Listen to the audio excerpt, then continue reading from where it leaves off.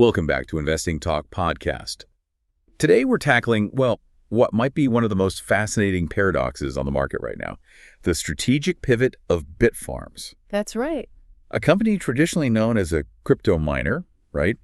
Its fortunes tied almost entirely to Bitcoin. Completely. But recent announcements show this strong, pretty aggressive move into AI and high-performance computing, HPC infrastructure. Yeah, it's a big shift. And this isn't just, slapping on a new label. It seems like a full-scale operational change. And metamorphosis, really. Yeah, exactly. So our mission today, using the great source material we have, is to try and cut through the noise. We want to answer one key question for you. Is Bitfarms a good time to buy right now? But before we jump into that, if there's a specific company or maybe a sector you want us to look into, please drop a comment below. And of course, if you find this useful, subscribing, liking, commenting at all really helps support the show. And this set of sources, it's quite unique. It really forces us to weigh two very different things. You've got the proven, sometimes painful history of their Bitcoin mining profits, or lack thereof, against this huge, almost unbounded future potential tied to AI infrastructure. So we've got hard numbers, financials, but also speculation and technical charts to look at. Exactly. Hard details and market sentiment side by side. Okay, let's dive in. The big picture first. This core tension. What does Bitfarms look like financially now after this pivot started? And maybe, why is HPC such a logical next step for a crypto miner? Seems like a leap. It is a leap, but what's fascinating is how quickly they're moving. They're clearly evolving from just mining Bitcoin to becoming this HPC and data center platform. And for listeners maybe not deep in the data center world, HPC just means really high-density computing power. Like for training AI models. Exactly. Training those large language models, running complex simulations, that kind of thing. Now, why the fit? Well, crypto mining forced them to get really good at securing and running huge specialized power infrastructure 24/7. Places with lots of energy, right? Like Pennsylvania, Quebec. Precisely. And that unique infrastructure, particularly the power contracts they already had, that's the key asset. That's what they're leveraging for these new AI clients. Okay, and we see that showing up in the revenue, right? Q2 2025 results, $78 million revenue. Yeah, $78 million, an 87% jump year over year. That's a huge increase. Definitely grabs your attention. Suggests strategy might be paying off, top line at least. The top line growth is undeniably strong, yes. But here's the critical warning sign from the sources.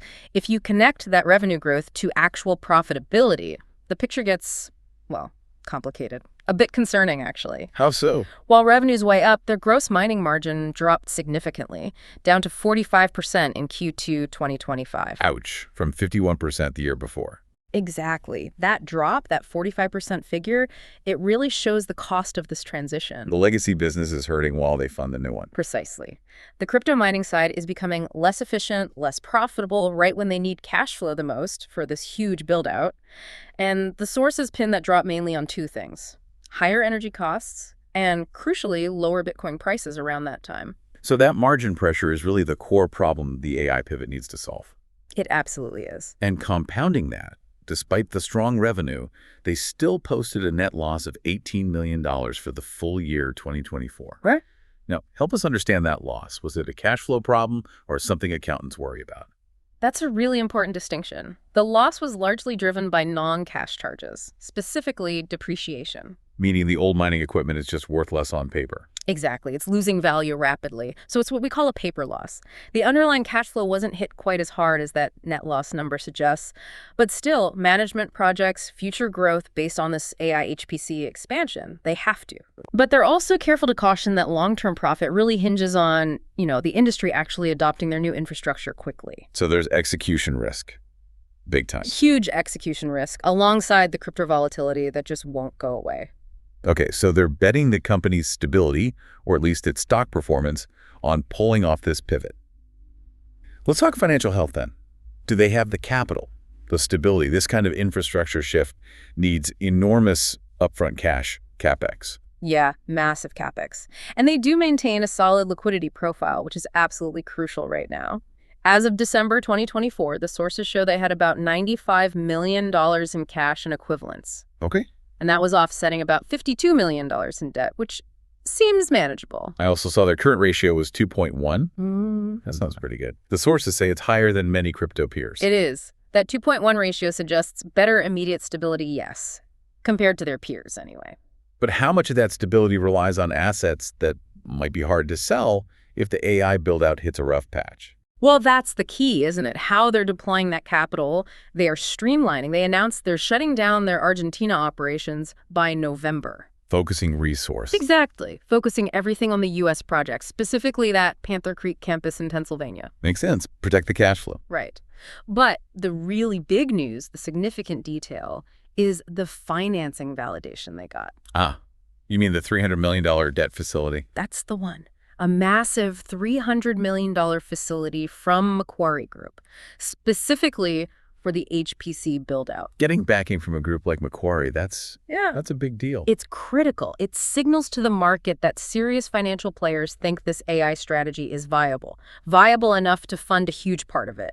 But there's a downside, isn't there? Now they have this huge debt. Absolutely. That facility is now the critical choke point. They have the cash cushion, sure, but they immediately took on substantial debt that has to be serviced by future AI contracts they haven't signed yet. Which pushes them right into a very crowded, very competitive AI infrastructure space.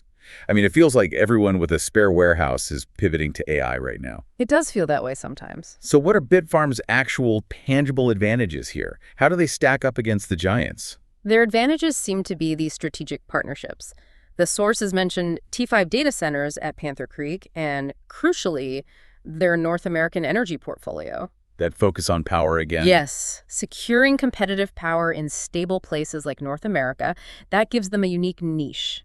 AI clients need huge amounts of predictable power. Okay, the threat from bigger players is real. You mentioned Riot and Marathon before. It's very real. They are just smaller than market leaders like Riot and Marathon. And why are Riot and Marathon such threats in this context? Is it just size? It's scale, yes, but also contracts. Riot and Marathon have much larger operational footprints, and more importantly, they often have larger, more established long-term energy contracts. That means lower, more predictable operating costs. Lower cost volatility. Right.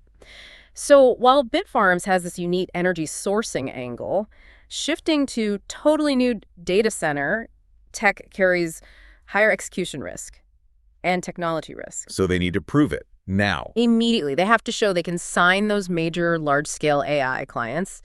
Building it is step one. Signing the contracts is the real validation. Okay, so the fundamentals are this battleground, right? Mm-hmm. Opportunity from AI versus risks from crypto volatility and just getting this thing built and sold.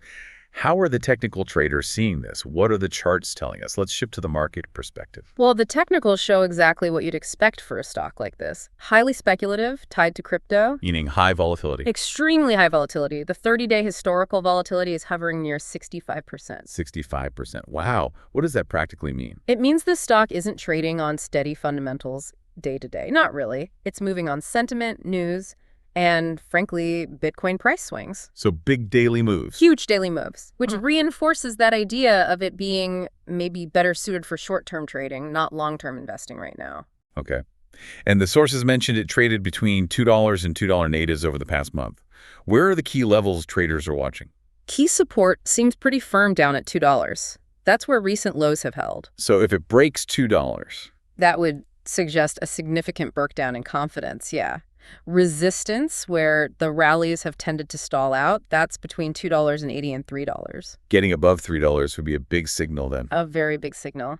It would suggest the market is starting to believe the AI story more than it fears the crypto risk. And the short-term trend, where's the stock sitting relative to its recent average? The 50-day moving average, a common trend indicator, is around $2.35 right now. The stock's been sort of bouncing just above that. What about momentum? Is it trending strongly one way or the other? Not really. Looking at momentum, the relative strength index, the RSI, it's sitting around 55. Which is neutral territory. Pretty much neutral. Neither oversold, suggesting it might be cheap, nor overbought, suggesting a peak. Just neutral. But didn't one indicator hint at a possible change? The MACD? It did, yeah. The MCD histogram recently crossed positive.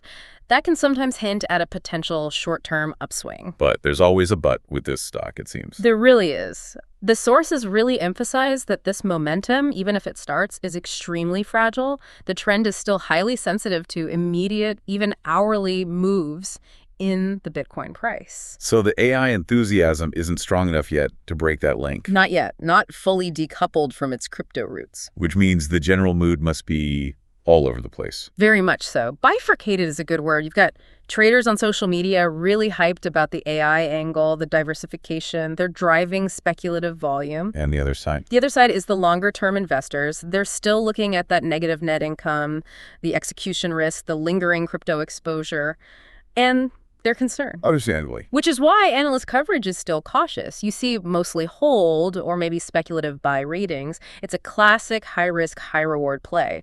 Okay, this is where it gets really interesting then. Catalysts. What are the near-term drivers? The specific things that could move the share price dramatically, up or down? The single biggest event, the one everyone's watching, is the upcoming Q3 2025 earnings release, scheduled for October 16th. Moment of truth time. Absolutely. Investors are, frankly, desperate for concrete proof of revenue coming in from these new AI and HPC contracts. Talks isn't enough anymore. Right, because projecting growth is easy. What specifically, based on the sources, do they need to show in that Q3 report? What milestones? They need to announce executed contracts, signed deals, not just in discussion or proposed, Right. preferably with known AI or institutional clients. Now, key names would help. Definitely. Evidence that Panther Creek is operationally ready. And a clear breakdown of the expected return on that huge $300 million Macquarie facility. That's crucial. And without that tangible proof. Without actual contract announcements, the market's likely going to treat any growth projections as just aspirational talk, and the stock could suffer. Okay, Q3 earnings is huge.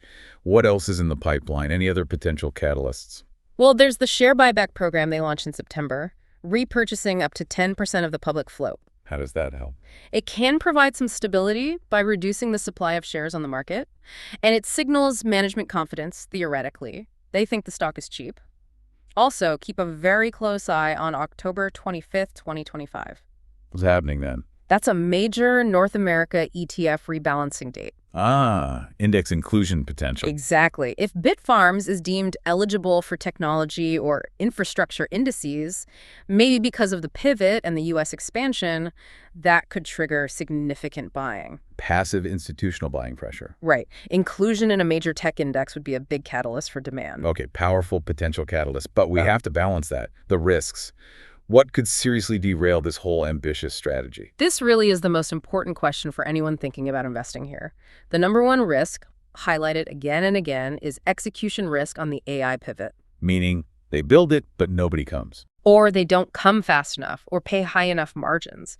If they build out all this expensive infrastructure but fail to sign large, profitable AI HPC customers, or even if there are just significant delays in the data center build-out, that $300 million debt load suddenly looks much heavier. And the shares would likely get hammered. Severely pressured, yes. And they haven't fully shed their old skin yet either. Not at all. Risk number two. They are still, right now, highly sensitive to Bitcoin price exposure. The profitability of the legacy mining business directly impacts their cash flow, their ability to fund this transition internally. So a steep drop in Bitcoin could really hurt them. Could severely limit their flexibility, yes. And finally, risk number three is just the ongoing need for cash. This expansion requires continuous high capex. That means ongoing cash burn risks that have to be constantly financed, either through more debt or by issuing more stock. Okay, so let's pull it all together. We've analyzed the sources. Impressive revenue growth, decent liquidity, but also very high execution risk, thin margins currently, and that huge volatility.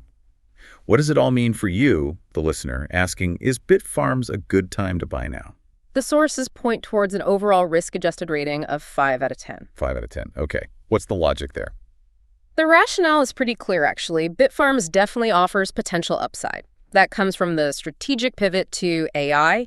It's underpinned by that strong North American energy platform they have, and it's validated to some extent by that big Macquarie financing deal. That's the bull case. That's the potential. That potential is fundamentally countered by the negatives we discussed. Thin profitability in the current business, persistent dependence on Bitcoin prices, Still there. and major unavoidable execution risk in these new HPC segments. Exactly. So based on the technicals at 65% volatility, the lack of clear trend support above $3, the investment horizon, really gets summarized as best suited for short-term trading. So the 5-10 rating is really for an active trader. Yes, a trader looking to maybe exploit earnings volatility or trade news-driven swings. For a traditional long-term investor, someone looking for stability, clear cash flow. The sources suggest this is probably closer to a 2 out of 10. Oof. At least until they successfully announce and, crucially, execute on that first major AI contract. The time for low-risk, long-term investing here, it's just not now. That's a very specific, very actionable takeaway. Okay, now for a final provocative thought, something to mull over, building on what we've discussed. The sources mentioned persistent speculation about Bitfarms maybe being an acquisition target. That infrastructure, the power contracts, they are unique. Precisely. So given their aggressive North American expansion, that secure energy portfolio, which is like gold in the data center world right now, and securing that $300 million facility, what if they do land that first major AI client? Successfully launch it. Then they become instantly more attractive. Exactly. Could that make the company immediately, maybe irresistibly, attractive to a much larger U.S.-based data center leader? Someone looking to quickly integrate both crypto and HPC capabilities under one roof.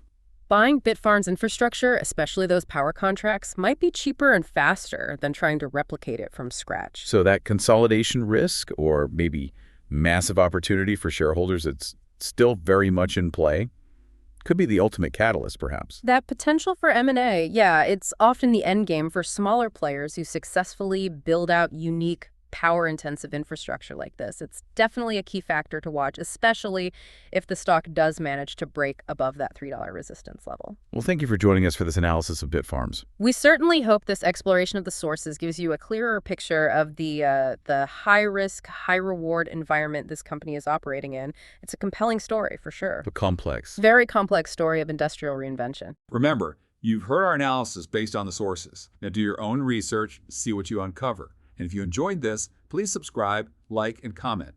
Let us know what companies you want us to examine next time. Join us again soon on Investing Talk Podcast.